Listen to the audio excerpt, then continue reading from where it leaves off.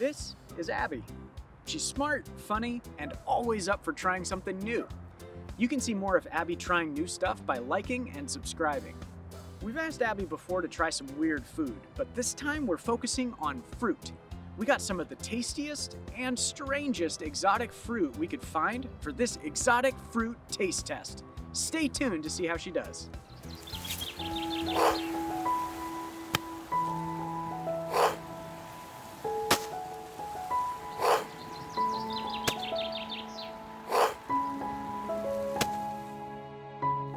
It's time for Real or Fake, the game where you figure out which is real and which is made up.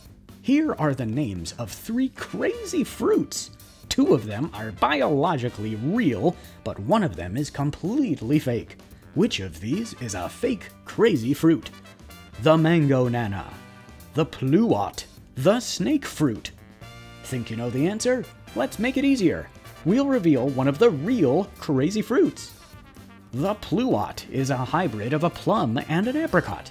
Since being created in a lab in Nebraska in the year 2000, there are now dozens of varieties of PLUOTs, including Supernova and Flavor Grenade. Now we're down to the MANGONANA and the snake fruit. Which is real and which is fake?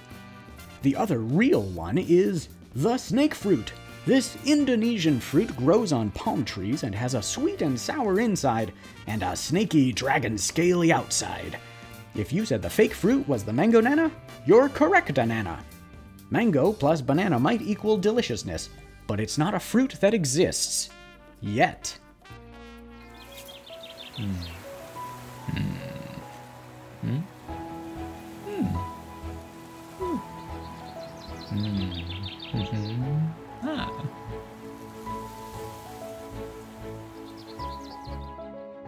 God's story, seeds and a farmer. So a part of God's story is about some seeds and a farmer, and it goes like this. Jesus traveled from town to town, teaching about God everywhere he went. Lots of people followed. One day, a huge crowd came to see Jesus. So many people that Jesus had to get into a boat while the people stayed on shore, so everyone could see and hear him. Jesus helped people to understand what God is like by telling stories. We call those stories parables. That day, Jesus told this parable. A farmer went to his field to plant some seeds. Some seeds fell into a path. Before these seeds had a chance to grow, some birds flew in from out of nowhere and ate the seeds up. Some seeds fell into stones and rocks. These seeds started to grow, but their roots couldn't go deep enough to get water. And when the sun came up the next day, it burned up the plants. Some seeds fell among thorns. They grew, but so did the thorns, until the thorns got so thick they blocked out the sun and rain. Still, other seeds fell into good soil that was perfect for these plants to grow.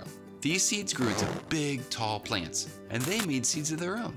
And those seeds became big, tall plants too. Eventually, those seeds grew to produce many times what was planted. When he had finished, Jesus said, "Whoever has ears should listen." But not everyone who heard the parable understood it. The disciples came to Jesus and asked, "Why do you use stories when you speak to people?" And Jesus explained that just because people hear information about God doesn't mean they understand it. But sometimes when we hear a story about God, we can understand something about him that we didn't understand before. Well, people must have still been confused because Jesus went ahead and explained the story of the seeds and the farmer. The farmer scattering seeds was like Jesus telling people about God's plan to rescue them. Remember the seeds that were eaten by birds? They're like the people who have heard about God's rescue plan, but didn't understand. They never got a chance to learn about God or start to follow him. The seeds that fell into stones and rocks, these were people who heard and believed in God for a little while, but they gave up when following God was hard to do. Their faith wasn't very deep, like the roots of the plant weren't very deep. What about the seeds that fell among thorns? These were people who heard, believed, and started to follow, but they couldn't trust God with their whole life. Their worries and selfishness stopped them from growing, just like thorns block the plants from getting sunlight and water. And finally, the seeds in the good soil. They're the people who hear and receive Jesus' rescue, and then they follow Jesus, and their faith keeps growing no matter what happens in their lives. They grow strong and healthy and help other people to follow Jesus too, just like plants that grow and produce seeds to make other plants. Jesus wants people to know that it's not enough just to hear his words or stories. We can put our faith in Jesus and follow him. Basically, we have to trust God with everything and do what He says, even if that means some people don't understand us, or even if we get worried and make mistakes. And if you're watching this, that means you can trust God and do what He says too. And that's the parable of the seeds and a farmer. So in case you missed it, here's the quick version. Jesus told stories called parables. One parable is about seeds and a farmer. Some seeds were eaten by birds or fell among rocks or thorns. Some seeds grew in good soil. The farmer is like Jesus. People who put their faith in Jesus are like the seeds that grow. And that's a part of God's story.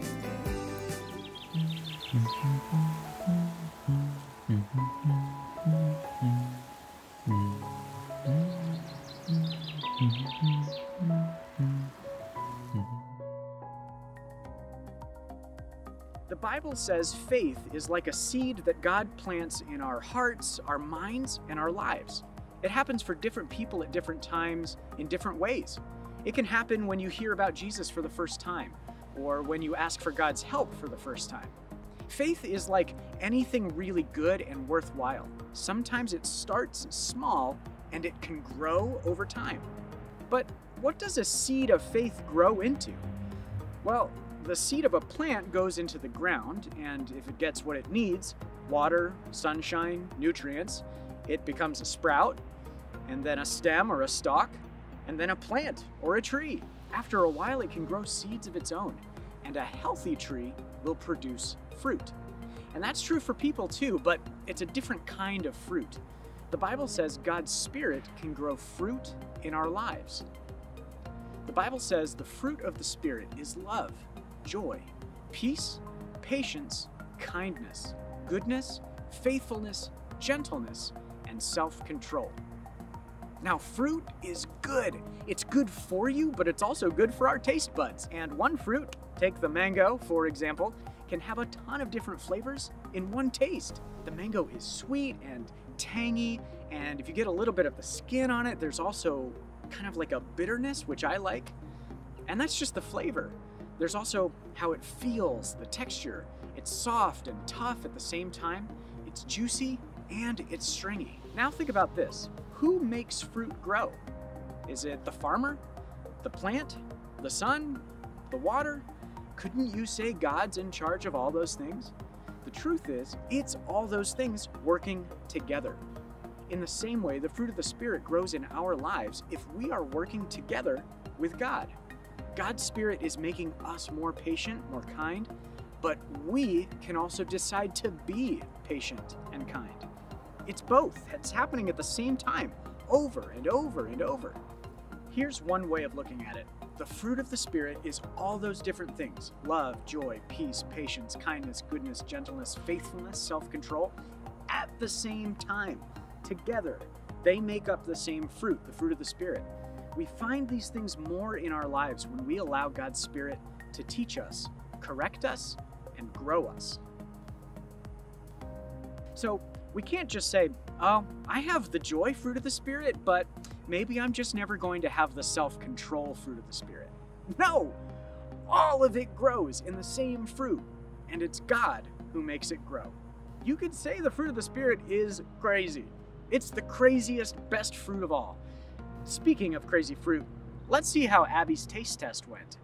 This is banana leaf. Doesn't taste like bananas. Banana leaf tastes like grass. I wonder what you're supposed to do with this. Do I swallow it? This is called a star fruit because it's a star on the bottom, and if you put it in ink and then stamped, it would make a star. It looks like a dehydrated pear. I don't think you bite into it. Maybe you do. It's like a sour apple. It's crunchy. It's definitely kind of sour. Yum. This one is a durian. It's really spiky. It hurts. Ouch. There we go. It smells really bad. Oh no. It smells like a porta potty.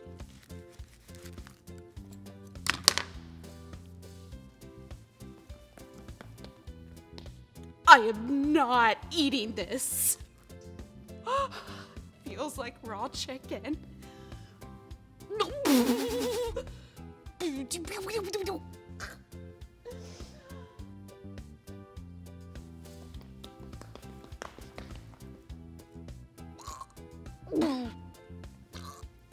This is a Buddha's hand. High five, Buddha!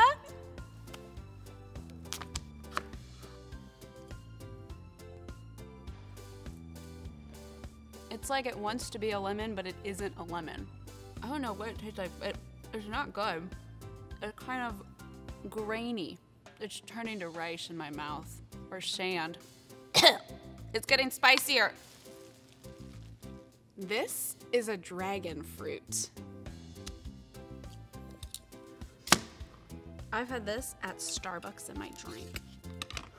I did not expect that.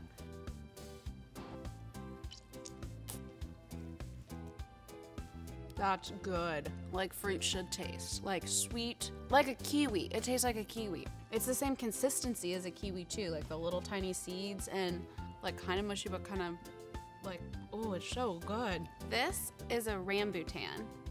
It's tiny, but hairy. Little prickles on it, but they don't hurt. It's like those things in the summer that fall off of trees. It looks like a coconut on the inside with like a little nut.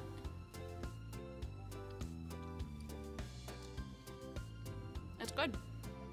It's sweet. It's kind of like a grape.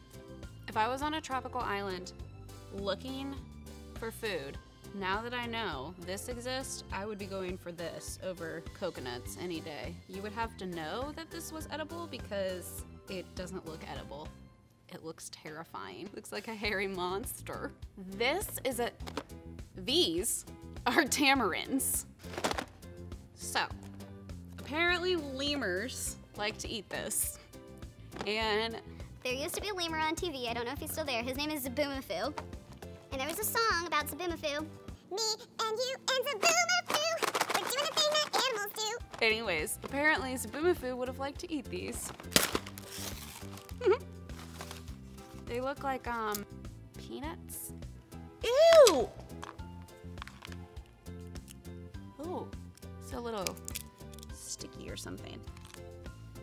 It looks like a slimy, fat worm? Oh. Oh, there's another layer. It's like you get through the sticky brown worm layer, and then there's another layer of like seeds, I guess. I feel like I'm dissecting poop. Well, I guess this is what the lemurs do.